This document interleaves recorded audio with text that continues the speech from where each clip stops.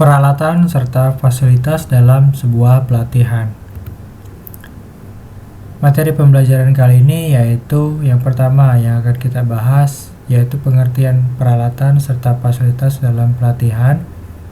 Kemudian gaya belajar peserta pelatihan, kemudian yang ketiga fungsi peralatan serta fasilitas dalam pelatihan, dan yang keempat yaitu jenis peralatan serta fasilitas dalam sebuah pelatihan. Secara pengertian, peralatan dan fasilitas dalam pelatihan itu merujuk pada segala sesuatu yang dibutuhkan dalam konteks pelatihan, seperti halnya teknologi, meja, dan kursi, ruangan, dan peralatan audiovisual. Nah, peralatan dan fasilitas ini dirancang untuk meningkatkan efektivitas dan efisiensi proses pelatihan. Jadi ketika kita merujuk dari pengertian ini, bahwasanya fasilitas dalam sebuah pelatihan itu memang sangat penting. Artinya di sini untuk mensukseskan sebuah pelatihan kita membutuhkan yang namanya peralatan serta fasilitas. Nah, peralatan serta fasilitas ini bisa berupa barang-barang ataupun perangkat-perangkat yang memang kita butuhkan pada saat pelatihan. Misalnya perangkat-perangkat seperti software ataupun aplikasi-aplikasi penunjang lainnya. Kemudian terkait gaya belajar peserta pelatihan, sama halnya dengan di sekolah, pelatihan pun juga begitu. Setiap peserta pelatihan memiliki gaya belajarnya masing-masing. Jika ditinjau dari teori, bahwasanya gaya belajar seseorang itu terbagi ke dalam 3 jenis. Yang pertama itu visual. Nah, individu yang memiliki gaya belajar visual lebih mudah memahami informasi melalui gambar, grafik, diagram, dan juga model. Karena mereka lebih cenderung mengingat informasi dari apa yang mereka lihat dengan baik. Dan kata lain bahwasanya visual ini berhubungan dengan apa yang mereka lihat ataupun objek yang bisa dilihat dengan mata. Kemudian gaya belajar yang kedua yaitu auditory. Individu yang lebih memiliki gaya belajar auditory itu lebih mudah memproses informasi melalui pendengaran. Karena pada dasarnya auditory ini adalah suara. Nah, maka mereka yang memiliki gaya belajar ini lebih cenderung mudah mengingat ataupun lebih mudah memahami suatu materi itu dari apa yang mereka dengar. Entah itu dari si pengajar ataupun melalui bantuan media pembelajaran. Itu gaya belajar auditory. Kemudian yang ketiga yaitu kinestetik. Individu yang memiliki gaya belajar kinestetik, mereka akan lebih mudah memproses informasi ataupun memahami sebuah informasi, pengetahuan, itu melalui pengalaman fisik dan juga praktik. Nah, mereka belajar dengan lebih baik melalui aktivitas ataupun mengalami secara langsung. Dan juga bisa melalui tindakan. Jadi tiga gaya belajar ini harus diperhatikan di dalam sebuah pelatihan.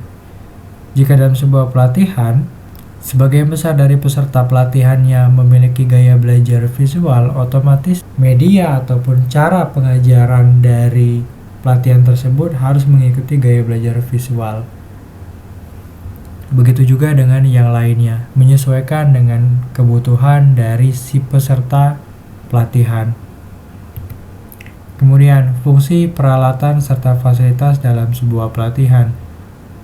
Yang pertama, memfasilitasi proses pembelajaran. Nah, peralatan dan fasilitas itu dapat membantu peserta pelatihan dalam memahami materi pelatihan dengan lebih baik.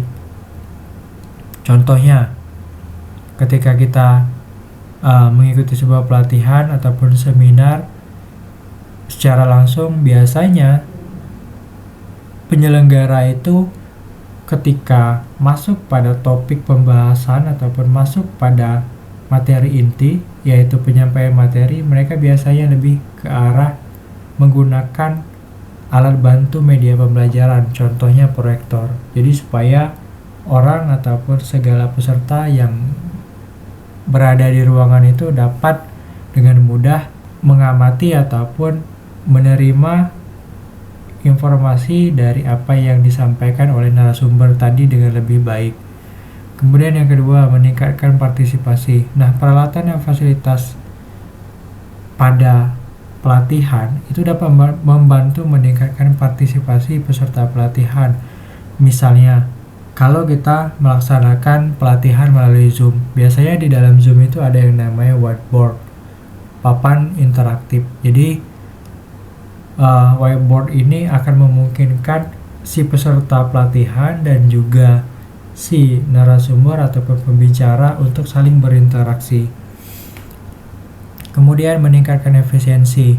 Peralatan dan fasilitas dapat meningkatkan efisiensi dalam proses pelatihan. Misalnya, contohnya, menggunakan peralatan yang lebih canggih dan modern dapat membantu menghemat waktu dan meningkatkan efisiensi proses pembelajaran. Jika dalam sebuah pelatihan itu tidak bisa ataupun tidak memungkinkan untuk datang langsung karena terpengaruh oleh jarak, kita bisa menggunakan sistem pelatihan yang online. Saat ini banyak sekali aplikasi virtual meeting yang bisa kita gunakan. Kemudian yang keempat yaitu meningkatkan pengalaman. Nah, peralatan dan fasilitas yang nyaman dan memadai dapat meningkatkan pengalaman peserta pelatihan. Fasilitas yang baik seperti lingkungan yang bersih dan nyaman dapat membuat peserta pelatihan merasa lebih nyaman dan fokus pada pembelajaran. Kemudian jenis-jenis peralatan serta fasilitas dalam pelatihan. Yang paling utama yang harus ada dalam sebuah pelatihan yaitu ruang pelatihan. Nah, ruang pelatihan ini itu bisa berupa di tempat khusus, misalnya di hotel ataupun di sebuah lembaga pelatihan ataupun di sebuah tempat balai diklat. Kalau tidak memungkinkan kita pelatihan secara langsung, ruangnya bisa diganti ke ruang secara virtual. Kita bisa gunakan aplikasi Zoom Meeting, Google Meet, dan juga aplikasi virtual meeting lainnya. Kemudian harus ada kursi dan meja. Tentunya dalam sebuah pelatihan itu harus ada poin yang kedua ini, kursi dan meja, terutama untuk pelatihan-pelatihan yang sifatnya praktek. Kemudian harus ada komputer atau laptop serta softwarenya. Kemudian yang ketiga ada proyektor. Nah, yang kelima itu ada papan tulis. Biasanya ada narasumber yang menginginkan sebuah papan tulis ketika mereka mengajar. Mungkin mereka bisa menyampaikan secara langsung melalui lisan, tapi juga bisa menyampaikan dalam bentuk tulisan. Ini bisa menjadi catatan bagi para peserta pelatihan. Kemudian yang keenam yaitu buku panduan ataupun materi pelatihan. Bisa berupa modul yang dicetak langsung ataupun dikirim secara online. Ini adalah jenis-jenis peralatan serta fasilitas yang umumnya harus ada di dalam sebuah pelatihan. Oke, sekian pertemuan kali ini. Sampai ketemu lagi di pertemuan selanjutnya.